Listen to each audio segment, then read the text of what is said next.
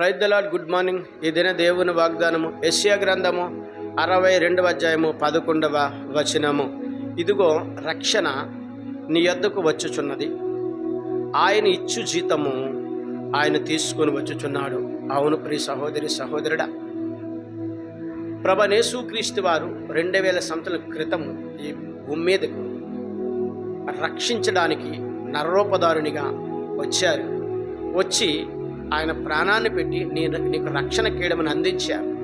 అవును, ఆ రక్షణను నీవు దుర్వినియోగం చేసుకోనకుండా, నిర్లక్ష్యంగా కాకుండా ఆయన రక్షణను పొందుకొని ఈ దినము ఆయనను వెంబడిస్తే నిన్నును నీ కుటుంబాన్ని దీవించి ఆశీర్వదిస్తానని, నేను మరలా 2వ రాకడలో వస్తున్నాను భూమి మీదకి, ఎవరి క్రియల వలన వారికి జీతం ఉందని, ఎవరి పాపం వల్ల వారికి పనిష్మెంట్ ఉందని ప్రభువైన యేసుక్రీస్తు వారి దీన్ని మాట్లాడుతున్నారు. అవును ప్రియ సహోదరి సహోదరుడా, మరి ఆయన నీకు జీతం ఇస్తాను అంటున్నాడు.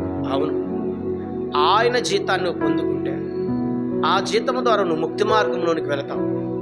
ఒకవేళ ఆయన జీతాన్ని నువ్వు పొందుకోకపోతే నీవు పాతాళానికి వెళతావు. అవును, ముక్తి మార్గంలోనికి వెళ్ళాలన్నా ఆయన ఇచ్చిన జీతం అనగా ప్రభువైన యేసుక్రీస్తు వారు 2వ రాకడలో భూమి మీదకి వచ్చినప్పుడు ఆయన ఇచ్చిన జీతం పొందుకోవాలన్నా నువ్వు శరీరానుసారమైన క్రియలతో జీవించకుండా ఆత్మానుసారమైన క్రియలను కలిగి, శరీరానుసార క్రియలు అనగా చెడ్డ క్రియలు చేయకుండా ఆత్మానుసార క్రియలుగా మంచివి చేస్తూ మంచిగా జీవిస్తే 2వ రాకడలో ఆయన తీసుకొని వచ్చుచున్న జీతము నీవు పుచ్చుకొని మరి ఆయన ద్వారా ఎత్తబడి మరి ముక్తి మార్గంలోనికి పరలోక రాజ్యంలో ప్రవేశిస్తావని, ప్రవేశింపజేస్తానని ప్రభువైన యేసుక్రీస్తు వారి దినము వాగ్దానం ద్వారా నేను మాట్లాడుతున్నాను. ఆమేన్. ప్రార్థన చేద్దాం. సకల ఆశీర్వచనములకు కారణభూతుడైన మా యేసు ప్రభువా, నీ ఘనమైన నామానికి స్తుతులు స్తోత్రాలునైనా, నీ సుందరమైన నామానికి లెక్కలేని వందనాలు.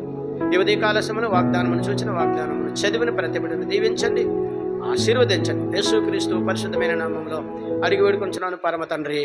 ఆమేన్.